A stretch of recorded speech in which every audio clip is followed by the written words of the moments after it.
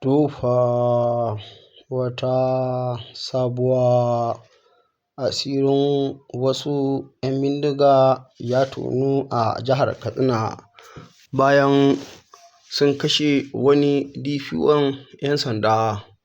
Kamar dai yadda kuke gani bayan an kama su ne inda ake tattaunawa da su tare da manema labarai a ofishin 'yan sanda bayan sun yi wancan aika-aika.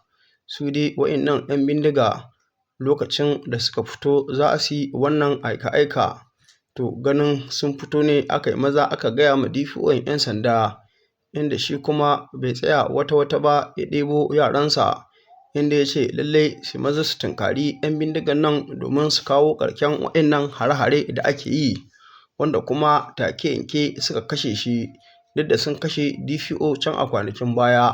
A wannan lokaci kuma ba a samu nasarar kama su ba, to amma kuma ikon Allah daga bayan nan baccin sun kawo wani hari inda suka saci shanu da kuma mutane, lallai aka kirawo 'yan sanda, inda kuma Allah ya ba su sa'a baccin an yi musayar wuta.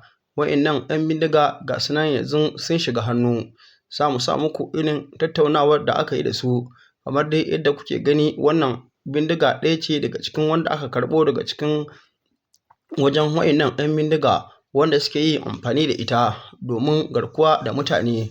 Ko da wani lokaci dai za ka ga rundunar sojojin Najeriya da kuma rundunar 'yan sanda da kuma shugaban ƙasa da gwamnoni suna fitowa suna matasanmu gargaɗi cewar lallai duk wani abu da suka sani wanda suke yi ba daidai ba su tuba su daina yin wannan abubuwa, domin ita wannan doka ta ƙasa tamu Najeriya ba ta amince da duk wani aikin ɓarna ba. Abin da ake so ko da wani lokaci a matsayinka na matashi mai hankali wanda ya san abin da ya kamata shine ka maida rayuwarka kullum ɓangaren neman ilimi ko kuma ɓangaren kasuwanci, wanda za ka bunƙasa rayuwarka har wani ya zo kusa da kai shi ma ya samu kasansa, kuma a yi alfahari da haihuwanka. Sannan kuma ko da mutuwa kai, jama'a da dama za su fito su ci takaicin haka, sannan kuma su jimami. Amma yau duk wanda ya tsinci rayuwarsa a cikin wannan mummunar rayuwa ta harkar garkuwa da mutane haka kawai babu gaira babu dalili, ka zo ka sace mutum ka ce sai an ɗauki miliyan 10 ko miliyan 20 an baka saboda tsabar mutuwar zuciya, kai ba za ka tashi kai sana'a ka nemi na kanka ba. To lalle munan ƙasar tamu Najeriya musamman ɓangaren jihar Katsina su fa ba za su yarda da haka ba, domin tuni gwamnati ta riga ta fitar da doka duk wanda ya kuskura aka kama shi yana irin wannan harka ta garkuwa da mutane, kai ba wai garkuwa da mutane kake ba, ko taimakon su kake yi ta ɓangaren ka so musu kayan abinci ko ka ba su bayanan sirri ko kuma a'a ka so musu mashina na hawa ko kuma man fetur ka shiga da shi daji, to lallai fa gwamnati ta yi jan gargaɗi da jan kunne idan aka kama ka da irin wannan aƙida to duka hukunci ɗaya za a yanke muku. Amma abin da zai baka haushi, duk da wannan gargaɗi da aka ma wannan 'yan bindiga, har yanzu akwai mutane da dama wanda suke wannan harkar garkuwa da mutane a jihar Katsina. Wasu 'yan jihar ne wasu kuma baƙi ne suka shiga wannan jiha domin kawai su ɓata mata suna, amma su kuma rundunar 'yan sandan jihar Katsina sun ce lallai ba za su amince ba duk ƙarfinka kuma ko da wani irin makami kake yawo matuƙar za ka shiga jihar Katsina to su fa za su kama ka kuma a gurfanar da kai gaban kotu ta yanke ma hukunci daidai wanda ya dace da kai. Shi dai yanzu wannan shugaban 'yan bindiga baccin an kamo shi tare da shi da yaransa, za ku ji irin bayanan da yi da yadda suke samun makamai da kuma wanda suke tallafa musu ko da wani lokaci. Amma yanzu dai ina ganin ƙarya shi ta riga ta ƙare tunda ya riga ya shiga hannu wannan garkuwa da mutane, kuma ina ga in Allah ya zo yadda ta riga ta zo ƙarke in dai ba an ci sa'a ba, tunda suna da lauyoyi kuma suna da ƙungiya, lauyoyinsu sun je sun karɓi irinsu, to kaga magana ta ƙare kenan. Domin ko da wani lokaci ba wai kama wayannan 'yan bindigan ne wahala ba a wajen jami'an tsaro, wani lokaci za ka ga bakin gwargwaro jami'an tsaron 'yan sanda suna riƙe gaskiyarsu bakin aikinsu, za ka ga duk wani cin hanci da za a yi ƙoƙari a basu za ka ga ba za su karɓa ba. Su gurin da suke shine kawai su tabbatar da cewar sun ceci ƙasar nan daga cikin halin da ta shiga, kuma gurin da suke ko da wani lokaci su tabbatar cewar wayannan miyagun 'yan ta'adda an waye gari babu su domin ƙasa ta zauna lafiya. To sai dai 'yan sanda su kansu wani lokaci suna fito suna kokawa akan irin abubuwan da ake musu, za su ɓata lokacinsu wani lokaci, wasu daga cikinsu ma su rasa rayukansu inda za su je su kama wannan 'yan bindiga domin su tabbatar da cewa sun miƙa su hannun kotu, inda kuma baccin an kai su kotu amma daga baya sai a samu wasu lauyoyi wanda suke ɓata gari inda za su je su bada kuɗi a bada belin wannan 'yan ta'adda, wanda kuma daga wannan beli a ƙarshe ko da an koma zaman kotu sai lauya ba da cewa lalle wannan ɗan ta'adda ya gudu. A haka dai lauya zai dinga ma alƙali kame ƙarshe dai shikenan sai ga wannan abu ya sha ruwa. Domin ko a kwanakin baya akwai wani faifan bidiyo da rundunar 'yan sandan jihar Katsina ta zanta da wani shugaban 'yan bindiga, inda aka ce lalle sun tabbatar da cewa sun kama shi, to amma kuma yanzu sai gashi an ƙara kama shi a cikin wani fashi da makami, inda suka ce to ya aka yi baccin sun kai shi kotu ba a hukunta shi bane, ko kuwa dalili ne yasa kuma yanzu ya dawo ci gaba da garkuwa da mutane, inda shugaban 'yan bindiga ne ce lalle bayan sun kama shi yana da lauyoyi wanda suka je suka tsaya masa, an kashe kuɗin da kawai ba su wuce miliyan 3 ba, amma kuma a ƙarshe shi ne aka ba da belinsa, wanda baccin an ba da belinsa kuma ya gudu ya zo ci gaba da harkar garkuwa da mutane. To wanda kaga shi wannan shugaban 'yan bindigan a zahiri ya nuna wannan harka da yake na ta'addanci shi fa ba zai taɓa tuba ya bari ba. Abin da ya fi kamata shine kawai lalle da an kama shi a harbe shi, ni ina ganin haka shine yafi sauki, domin idan mutum ya san cewa in fa ya kashe shi ma za a kashe shi ne, ba za a bata wani lokaci ba, dan ina ganin zai dinga kiyayewa. Idan ba ku manta ba akwai fitacce 'yar gwagwarmaya wadda ake kira da Hajiya Najatu, wadda ko da wani lokaci takan fito ta kira ga shugaban ƙasar Najeriya, ta kira ga gwamnoni, ta kira ga 'yan sanda lalle su haɗa kansu guri guda, wannan matsalar tsaro a tabbatar an kawar da ita. To amma kuma Hajiya Najatu saboda yawan faɗan gaskiya take tana yi ko da wani lokaci, kuna ganin a kwanakin baya ita ma lalle mai ba shugaban ƙasa shawara ta fannin tsaro lalle ya yi yunƙurin ita ma ya so a ce ya kama ta Nuhu Rubadu, to amma kuma a wancan lokaci da yake ita mace mai gamar maza ne, ta ce lalle ba za ta janye kalamanta ba, duk abin da ta faɗa a kansu kuma gaskiya ne, sai dai in za a yi kulun kubara da ita ce in ita ta yarda a yi, ita ba ta shaka kuwa, wanda kuma a ƙarshe ba ta janye kalamanta ba. To sai dai kuma daga baya ɗan uwanta ɗan gwagwarmaya Nasiru El-Rufai da ya fito irin wannan kalamai na faɗan gaskiya, wanda kuma shi a ƙarshe kuna gani da gwamnatin Najeriya ta kama shi tun kafin azumi, wanda kuma har yanzu Nasiru El-Rufai in bar da mahaifiyarsa aka ji labarin ta rasu ba ba da belinsa ba, kuma ko da yanzu aka ba da belinsa ana tunanin ne kawai da an yi bakwai za a mai da shi magargama a ci gaba da tsare shi,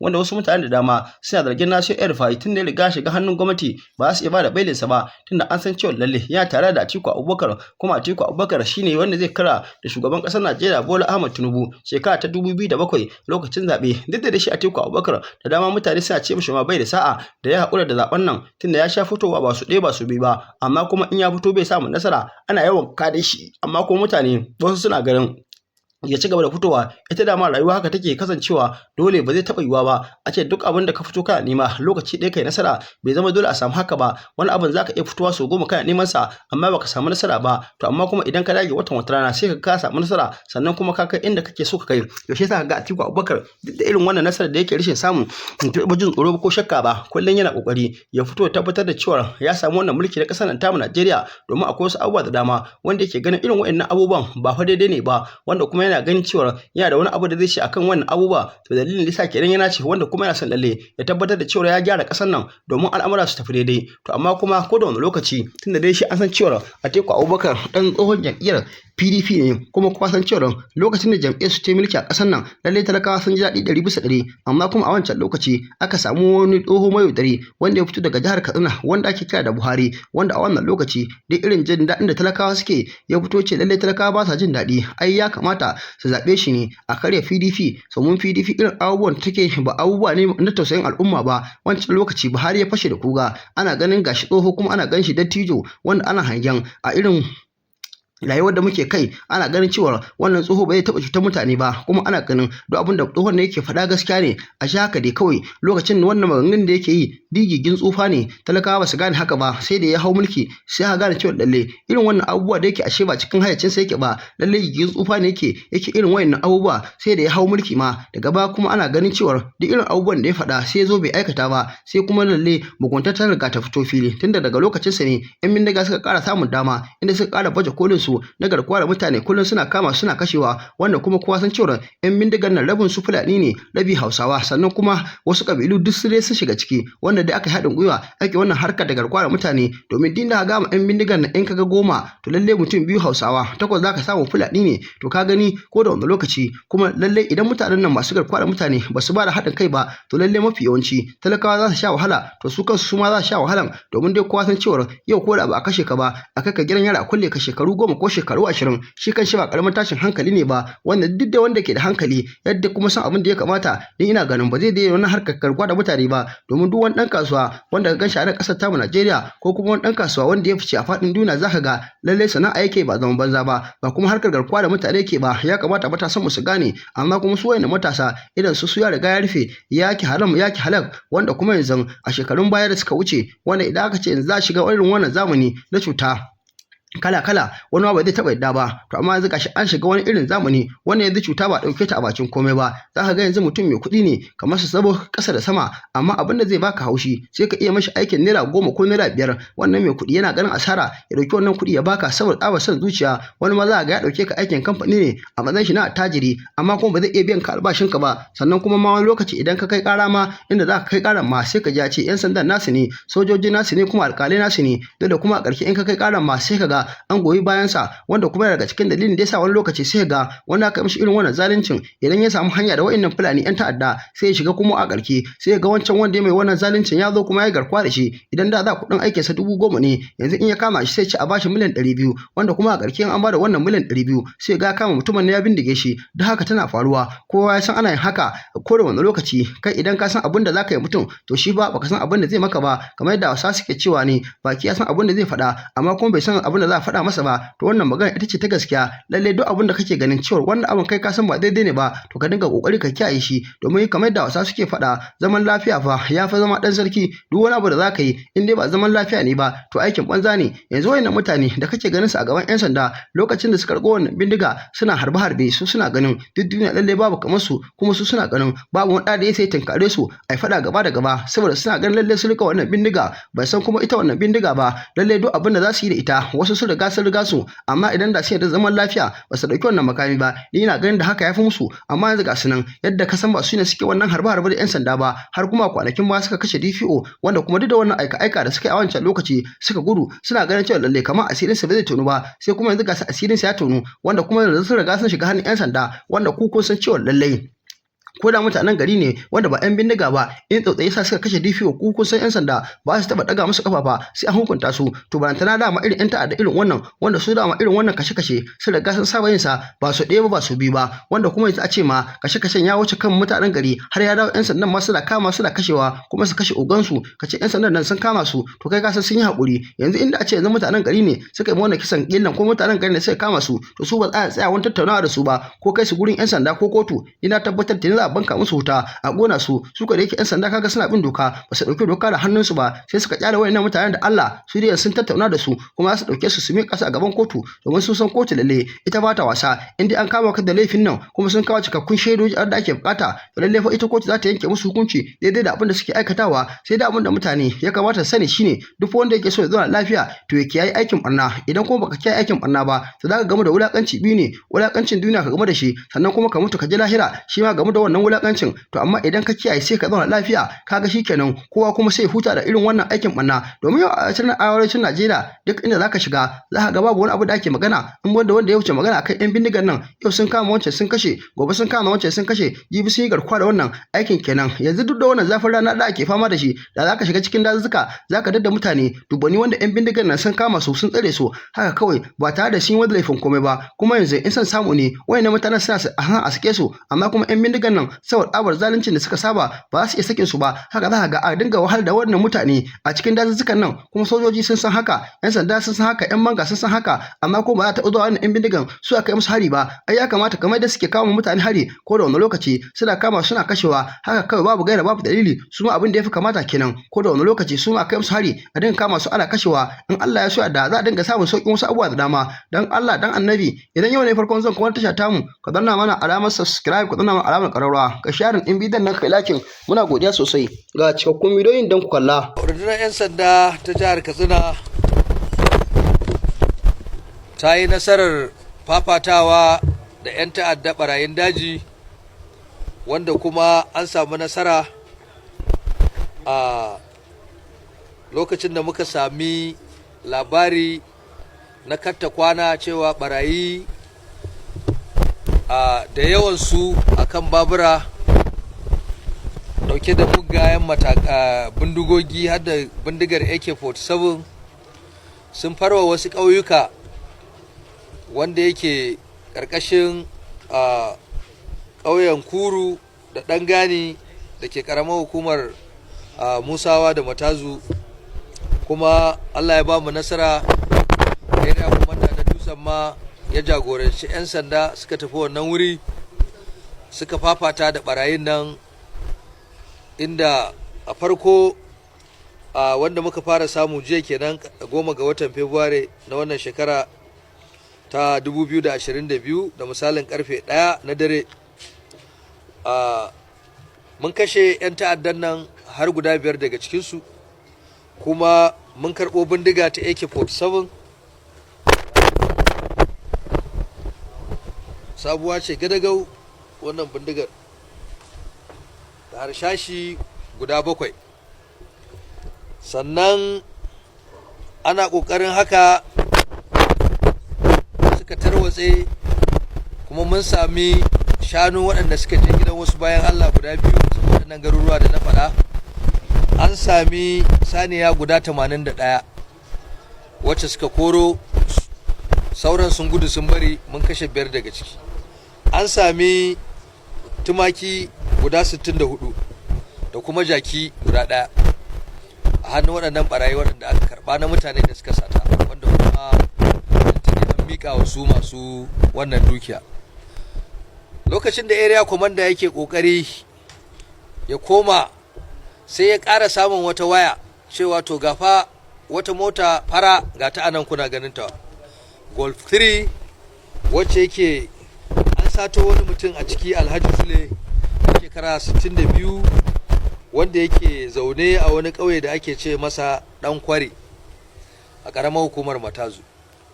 Allah ya ba mu nasara, suka fito muka yi musayar wuta daga ciki, shi ma a nan mun harbi wasu daga ciki domin mun ga jini a inda aka yi wannan harbe-harben.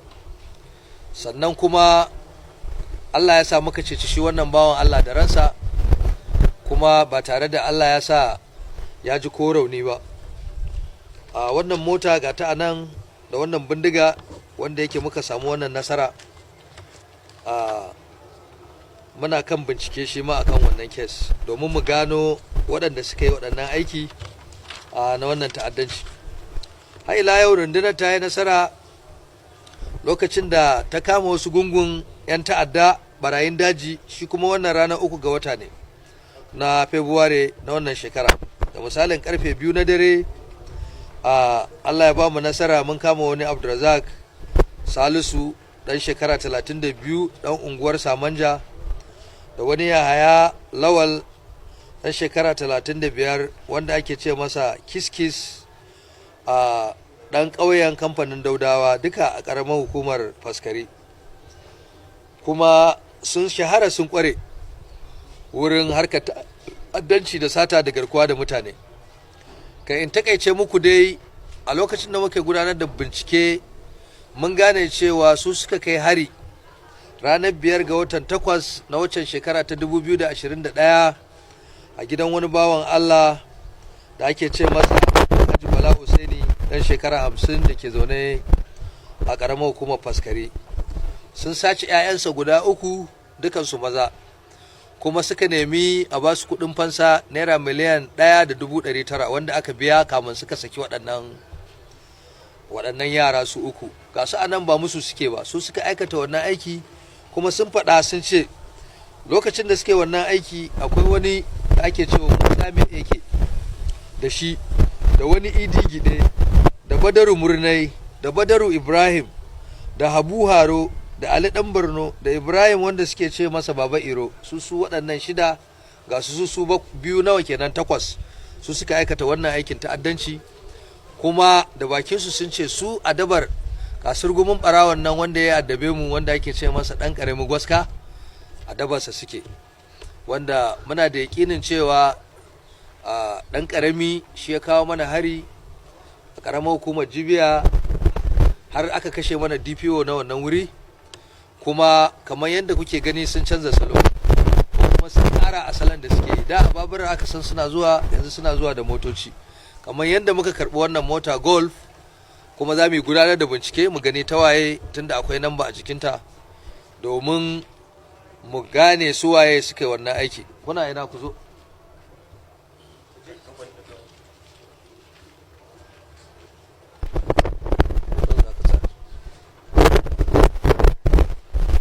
Ya sunanka? Abdulrazak Salisu. Abdulrazak, ka buɗe baki. Abdulrazak Salisu. Shekara ka nawa?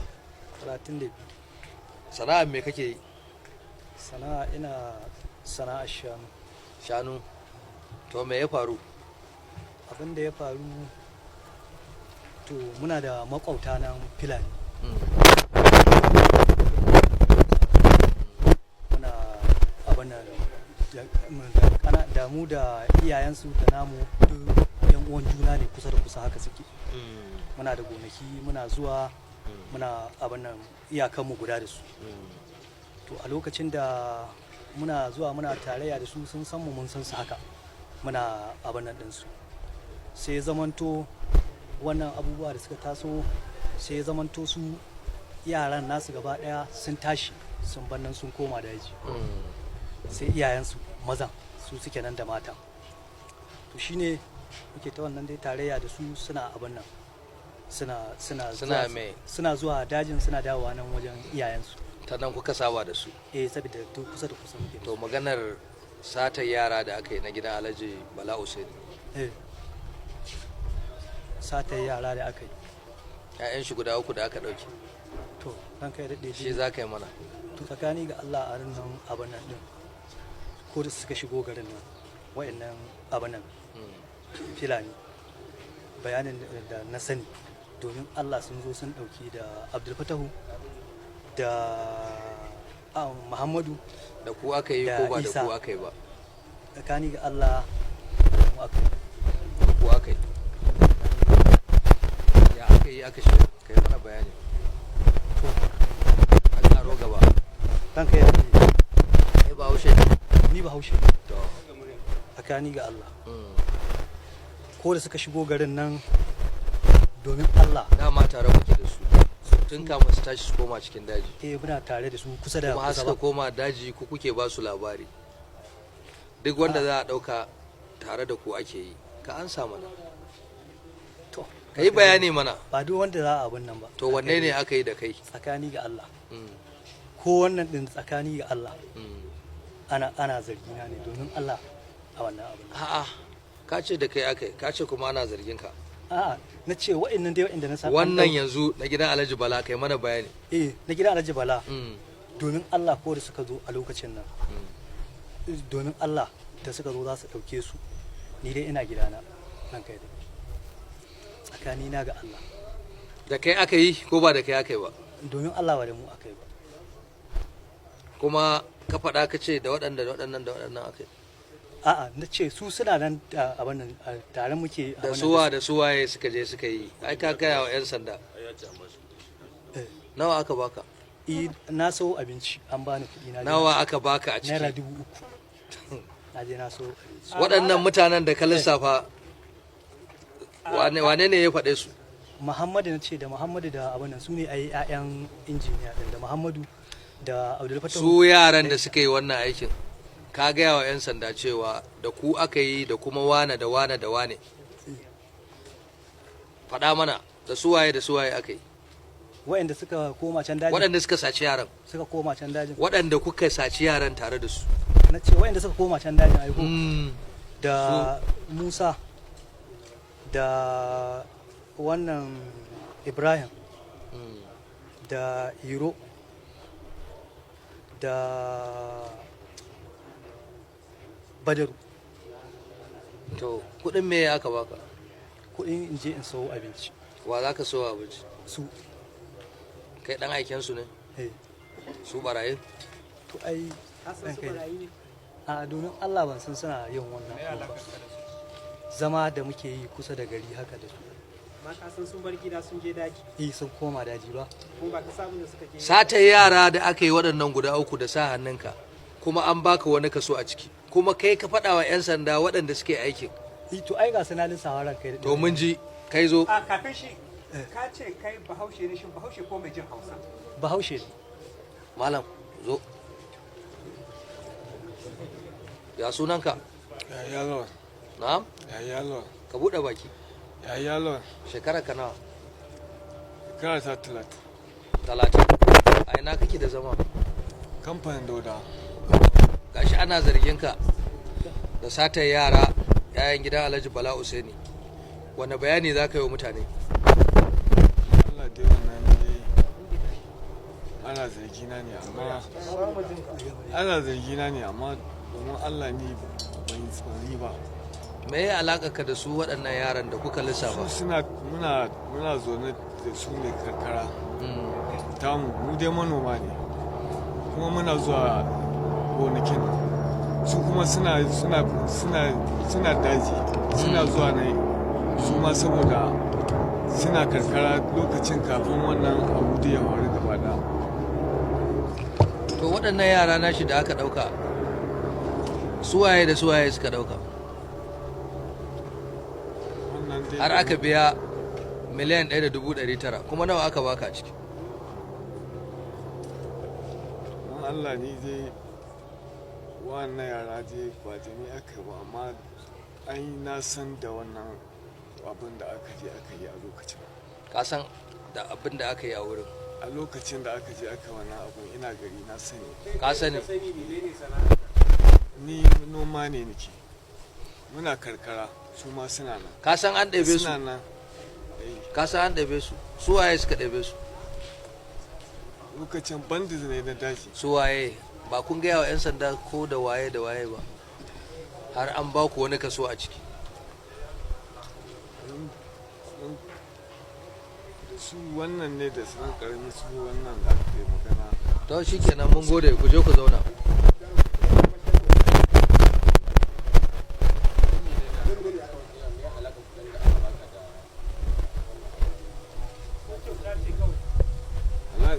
Ni kuɗi dai gaskiya domin Allah.